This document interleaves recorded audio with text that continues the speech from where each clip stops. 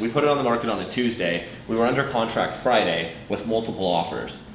And the appraiser's saying, well, there's not enough comps to support this price. And we're like, what are you talking about? Here's all these properties that are 30 years older in the same neighborhood that sold for the same price. And he's like, no, well, they're a couple hundred square feet bigger. It's like, well, yeah, because all those ones were built a couple hundred square feet bigger, but they're 40 years older. You know what I'm saying? So again, same type of situation where it's obvious what the value is, but there's no comps to support it. So if you're selling that house, that's a problem. And you need a cash buyer or you need new comps to support it so somebody can get that loan.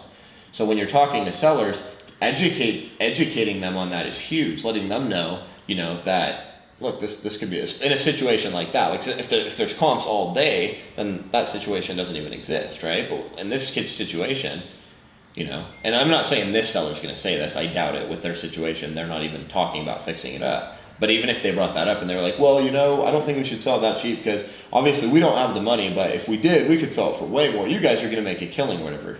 That's where you'd explain to them. You'd be like, well, actually we wouldn't. This one's not ideal because with the location, it's not good for a flip. We're right next to townhouses, which impacts the value significantly. We're also right next to a main road and we're on the main entry road to the neighborhood, which means you get the highest amount of traffic for the whole neighborhood. Everybody coming home and leaving goes by the house.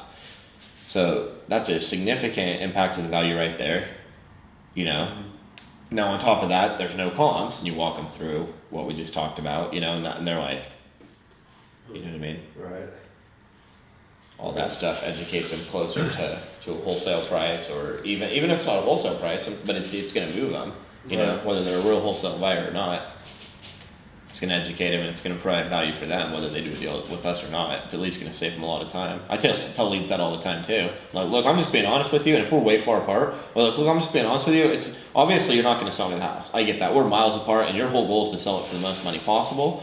I'm probably not your buyer. I'm your buyer that's going to make all your problems go away, make it the easiest sale of your life. You're not going to have to worry about renegotiations, and this is a place where I'll start planting things that could happen.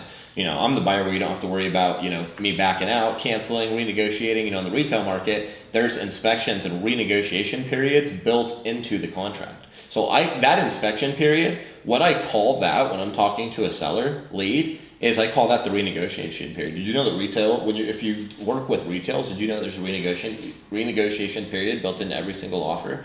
What do you mean? No? Oh yeah, if you accept an offer, there's 10 days, and some realtors push it and try to negotiate for 15, that says if during that time is due diligence for the buyer, and for any reason if they want, they can renegotiate the purchase price or cancel the contract. It happens all the time. And then on top of that, then there's the appraisal kicks in.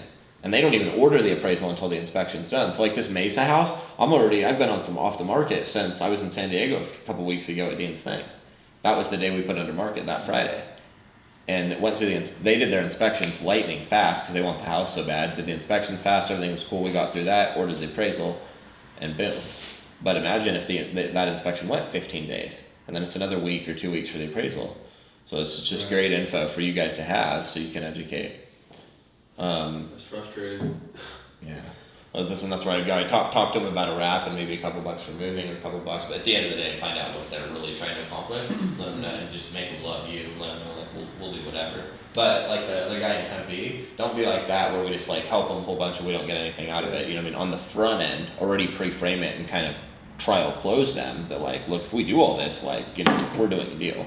Because that's what I would do different. I don't know what the situation is with that Tempe guy, and if I can call him, let me know, or if there's anything we can do there. But when you have those situations, that's how you want to pre-frame it. Look, we can deal with all this and it's kind of like the easy button thing, just like selling their house. We can make this all go away.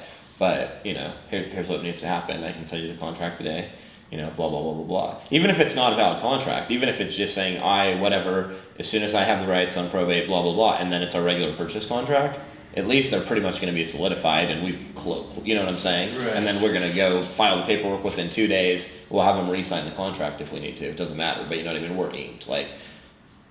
1% or less of contracts are going to have buyer's remorse or cancel in the first 48 hours. So, and if they're one of that 1%, who cares? But 99% of them, it's not going to happen. It's just a paperwork issue.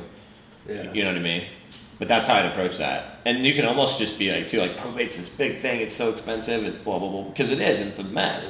But you let them know. But you're not going to worry about that, any of that. Just like selling real estate is such a mess and such a pain, and you have to pay all these fees, and there's all this stuff. But you don't have to worry about any of that. Same type of thing. But just let them know, like, on the front end, you know, this is what needs to happen. This is our process. You know, if they don't want your help, then you're just like, all right, well, cool. Like, you can, you know, there's lots of information on Google for the best one in your area type thing.